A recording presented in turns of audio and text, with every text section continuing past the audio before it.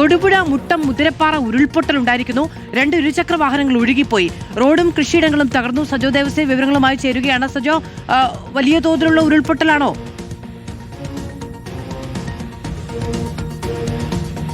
മാധു, ഇടുക്കിയുടെ പ്രത്യേകിച്ച് തൊടുപുഴയുടെ വിവിധ മലയോര ഭാഗങ്ങളിൽ കാര്യമായി തന്നെ നാശനഷ്ടങ്ങളുണ്ട്. ഞാൻ നിൽക്കുന്നത് മുട്ടം ഗ്രാമപഞ്ചായത്തിലെ മുതിരപ്പാറ എന്ന് പറയുന്ന സ്ഥലമാണ്. എനിക്ക് പിന്നെ ഈ ദൃശ്യങ്ങളിലേക്ക് പോയാൽ ഒരു വെള്ളച്ചാട്ടം പോലെ കാണാം. യഥാർത്ഥത്തിൽ ഇവിടെ ഒരു കൈത്തോട് മാത്രമേ ഉണ്ടായിരുന്നുള്ളൂ. ഉരുള് പൊട്ടി താഴേക്ക് വന്നതാണ്. ഇപ്പോൾ ഇവിടെ ഒരു വലിയ തോട് പോലെ രൂപപ്പെട്ടിട്ടുണ്ട്.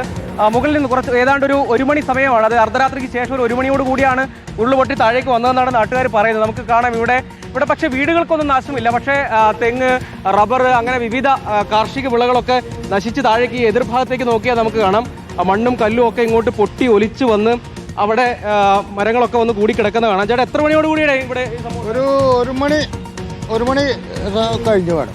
വീടുകൾക്കൊന്നും വിഷയമില്ല. 2 വണ്ടി പോയിട്ടുണ്ട്. പിന്നെ മരങ്ങളെല്ലാം ഇത് മണ്ടെന്ന് വന്നേക്കുന്ന മരങ്ങളാണ് ഇതെല്ലാം.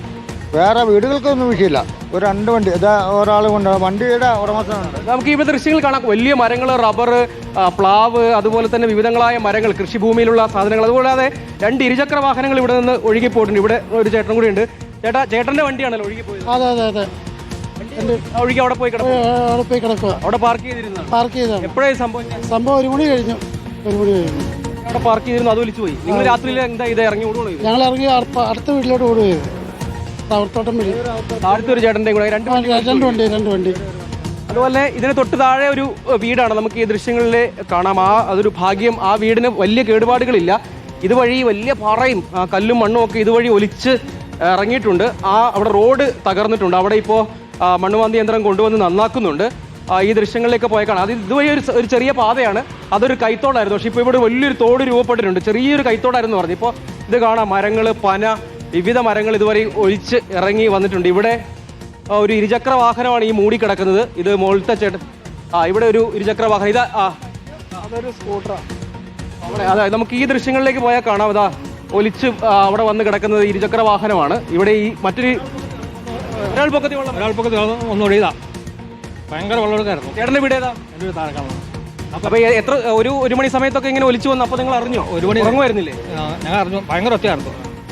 എന്ത് ചെയ്തു നിങ്ങൾ? അന്നേരത്തിൽ ഇറങ്ങി പുറത്തേക്ക് നോക്കിയപ്പോൾ മൊത്തം വെള്ളം മുടി കിടക്കുക. അപ്പോൾ ഞങ്ങൾക്ക് വരയ്ക്കാത്തേക്ക് കയറുന്നില്ല. ചെളിയും മണ്ണും കല്ലും ഒക്കെ നിറഞ്ഞിട്ടുണ്ടല്ലേ? ഇതാണ് നമുക്ക് ഈ ദൃശ്യങ്ങളിൽ കാണാം. ഈ വാഹനങ്ങൾ ഇവിടുന്ന് ഒലിച്ചിറങ്ങി വന്നതാണ്. ഇവിടെ വന്നിപ്പോൾ അത് പൂർണ്ണമായി നശിച്ചു. ഇനിയിപ്പോൾ അത് ഉപയോഗിക്കാൻ പറ്റാത്ത അവസ്ഥയിലായി. ഇതും ഒരു ഇരുചക്ര വാഹനമാണ്. ഇതൊരു ഇരുചക്ര വാഹനമാണ്. അതും ഈ രൂപത്തിലാണ്. കുറച്ച് മുകളിലേക്ക് ഒരു അല്പം ചെരിവുള്ള ഒരു മലയോര പ്രദേശമാണ്. ഇവിടെ ഈ റോഡ് നശിച്ചിട്ടുണ്ട്.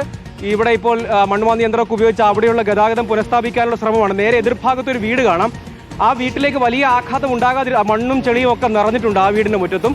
ഇവിടുത്തെ കുറച്ച് മരങ്ങളിലൊക്കെ വലിയ മോളിൽ നിന്ന് ഒലിച്ചു വന്ന കല്ലും പാറയൊക്കെ അവിടെ തടഞ്ഞു നിന്നത് ഒരു ഭാഗ്യമായി.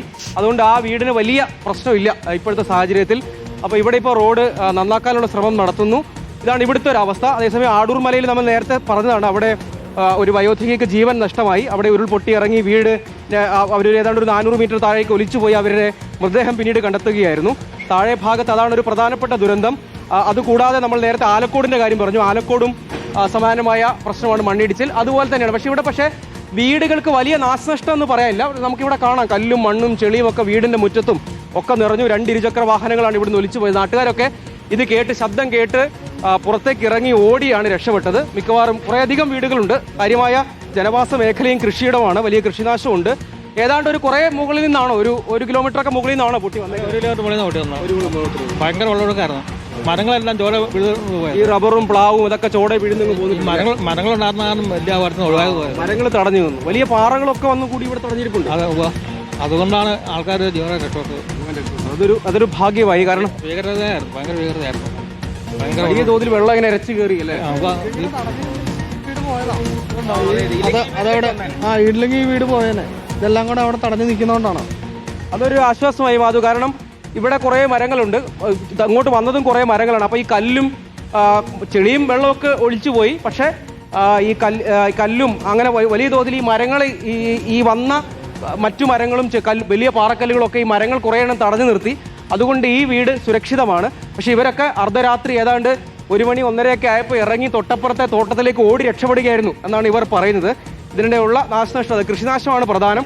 ഒപ്പം ഈ റോഡ് നശിച്ചു, ഒപ്പം ഈ വാഹനങ്ങൾ പൂർണ്ണമായി നശിച്ചു. അവ ഇനി ഉപയോഗിക്കാൻ പറ്റില്ല എന്ന അവസ്ഥയാണ് പറയുന്നത്. രാത്രി ടോർച്ചൊക്കെ തെളിച്ച് തോട്ടത്തിൽ കൂടെ ഓടി രക്ഷപ്പെട്ടതുകൊണ്ട് ഭാഗ്യമായി. ഒരു ജസ്റ്റ് ഒരു 10 മീറ്റർ കൂടെ ഇപ്പുറത്തേക്ക് വന്നാൽ നമ്മളില്ല.